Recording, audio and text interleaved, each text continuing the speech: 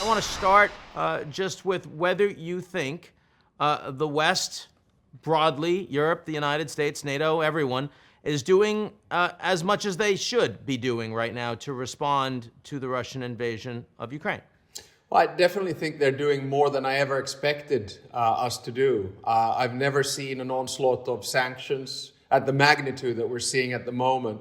4 waves of sanctions coming from the European Union. Add to that sanctions from the United States. You look at the turnaround of German foreign security and defense policy. You look at 500 million euros worth of armaments being sent by the European Union. So, I never thought I'd see this day, but remember, crises drive us forward. When you look at what that all means for the future of Europe, how has Europe changed? And are any of these changes permanent in your view?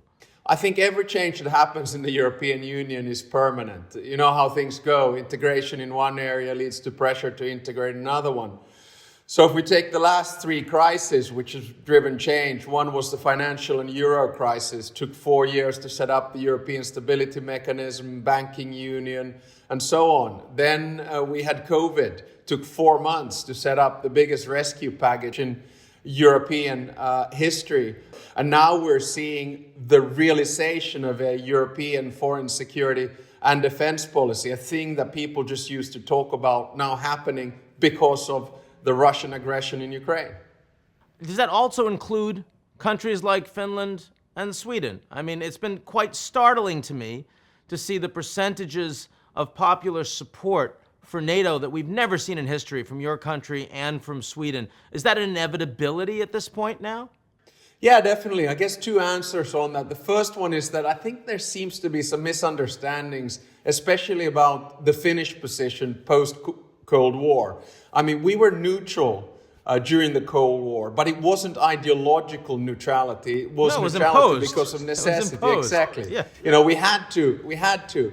But when we had the chance to then join the European institutions where we really belong, like the European Union, we immediately did it, and we forged a very close relationship with NATO. Now, the second answer is, I think the opinion polls in Finland on NATO, and people have to understand, they've reversed. They used to be 50% against, 20 in favor. Now they're 50 in favor, 20 against. And they're driven basically what I call rational fear.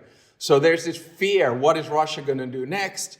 And the rationality behind it is, okay, we don't want to be alone anymore. We need to go into NATO. So I fully understand the reaction of the Finnish public and also, of course, the Swedish public.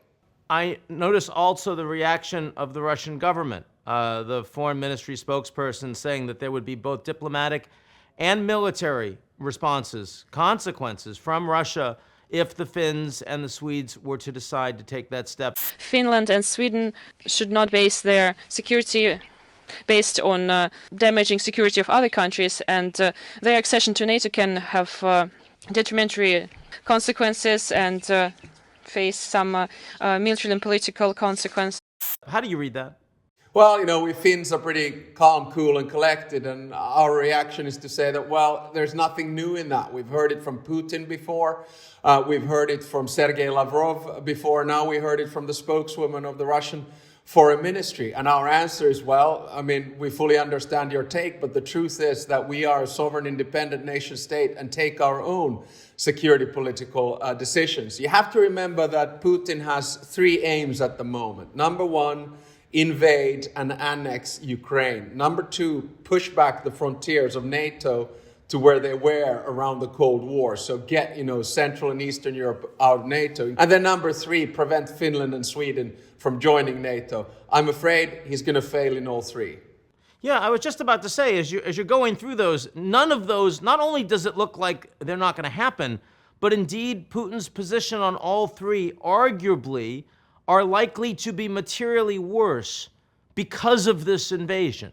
Do you agree with that? Yeah, definitely. I mean, a lot of people talk about the rationality or irrationality of Putin. From his perspective, he's behaving very rationally, but the outcome is the exact opposite what he was trying to achieve.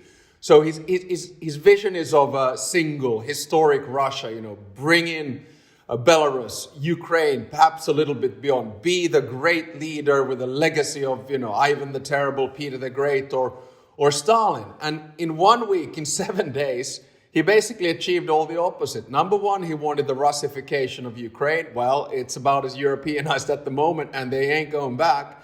Number two, he wanted an ununited European Union. Never seen it more united. He wanted to destroy the transatlantic partnership. Well, it's transatlantic 2.0 and then some. Then he wanted to destroy NATO. Well, NATO now has a purpose again. And on top of that, he wanted to see Finland and Sweden out of NATO. And with his actions, he's probably caused a permanent change in public opinion. And I think the train has left the station. Finland is moving toward full NATO membership. It's not going to happen today. It's not going to happen next week, but it will eventually happen.